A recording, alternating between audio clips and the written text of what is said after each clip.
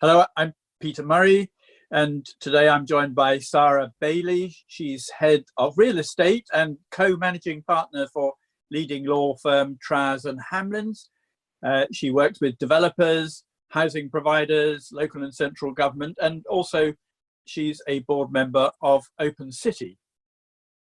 Sara, perhaps we can start by asking, as a lawyer, you have your finger on the pulse of property. Without you, deals don't get done. So what's happening in the industry at this difficult time as far as you see it? Well, Peter, I mean, it's like everything else. It's a strange world that we are in, but we are still seeing deals happen. Things are slowing down. We have got different sectors dealing with it in different ways. The housing sector, we still have developers looking to enter into joint ventures, buying land, where they've got a longer play in terms of the planning system, a little bit more willing to carry on. Biggest issue there really is the worry about when starts and sites can happen in terms of the construction industry. And again, it'll depend how long this lockdown goes on for, but it's slightly easing off in that some contractors are able to open up some sites, which they closed a couple of weeks ago. Industrial sector is still busy. That's holding up, which it is a sector that does tend to hold up, but it really is holding up. And we've just closed 2 big deals in the industrial sector. In terms of offices, etc., they weren't that busy before. And I'd say that is still the same position, that they're the ones that are slightly more cautious. And are you seeing a lot of financial difficulties coming your way so soon? Or is that a bit of way off, do you think? So I think it's a little bit early. I think that certainly in some cases SMEs and some of the smaller subcontractors are struggling. There's obviously an encouragement by central government to make sure that all public sector authorities, or those who are regarded as public authorities, continue to pay. But that's only one very small part of the industry. There's obviously a much bigger part of the industry which is in the private sector's hands. And then there's a bit of a double whammy there, because while they want to continue to pay, they also often have their own loans, etc., to facilitate, and they're not getting those holidays. So I suspect the pinch will come a little bit later on, further down the line. There's also an interesting, I suppose, tension at the moment between what actually the legal contract says and what reality is. And as ever in the world, sometimes the two don't marry up.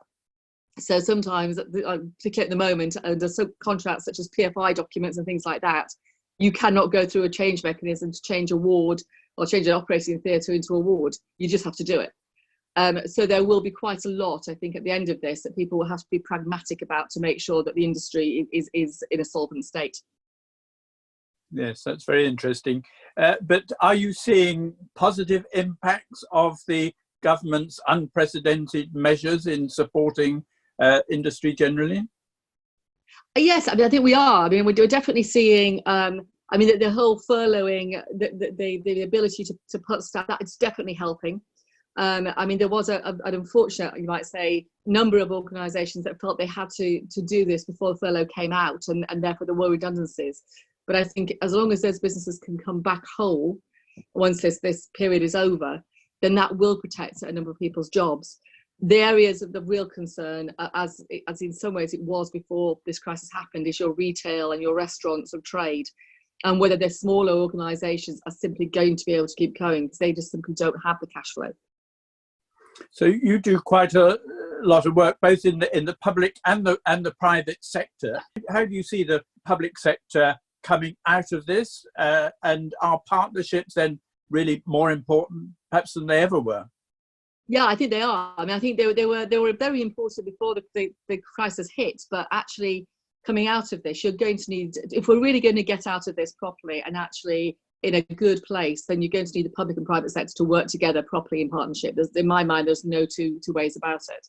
I think the public sector will come to the fore in a number of ways.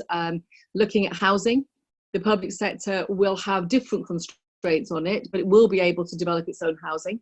It's not looking at the same margins as developers are or as house builders are. So it could be interesting to see what dynamic that has on some of the local housing companies that local authorities have at the moment.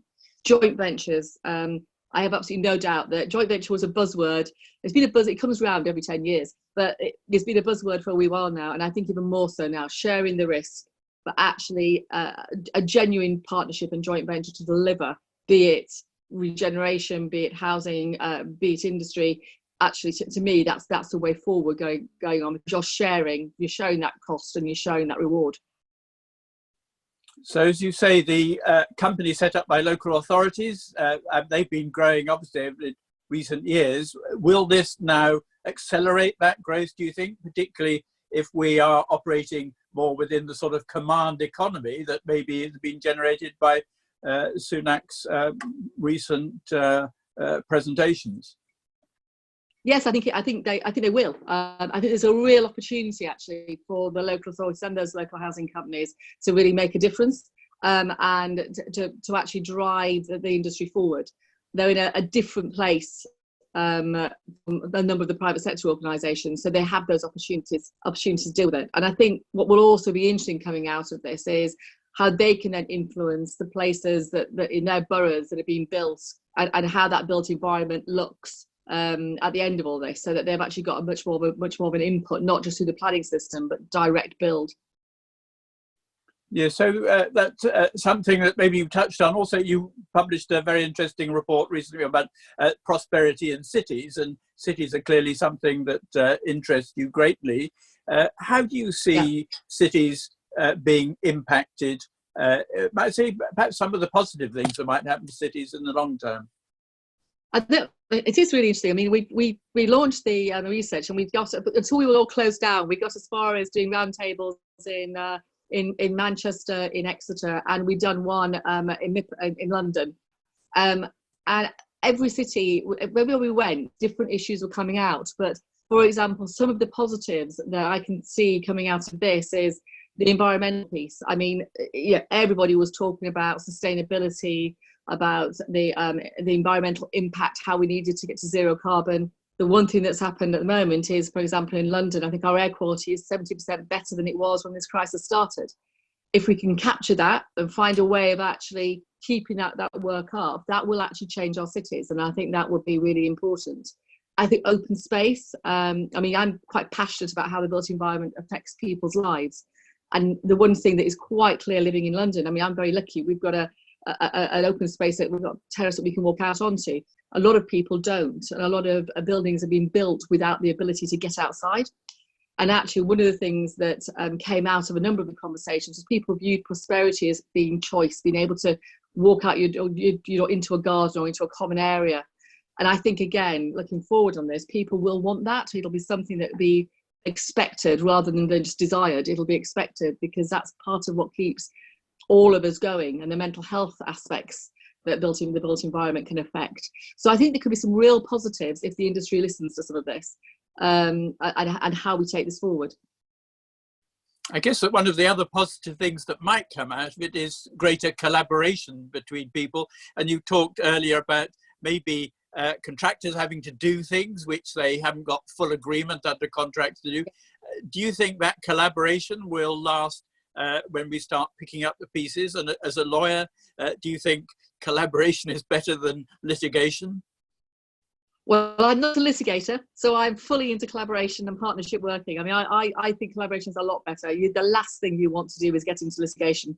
I'm a natural optimist, so I would hope that following this, people have learned some lessons and actually understand that by working together, you can get a lot more out of the whole than if you work apart and are constantly in conflict. Human nature is such that I suspect parts of it will go back to the norm.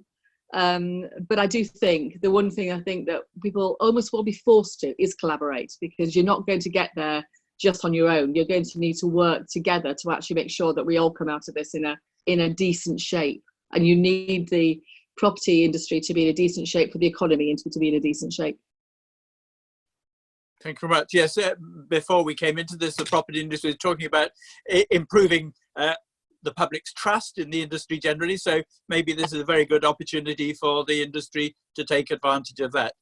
Sara, thank you very much for your thoughts, and look forward to meeting you soon in person. Lovely. Thank you very much.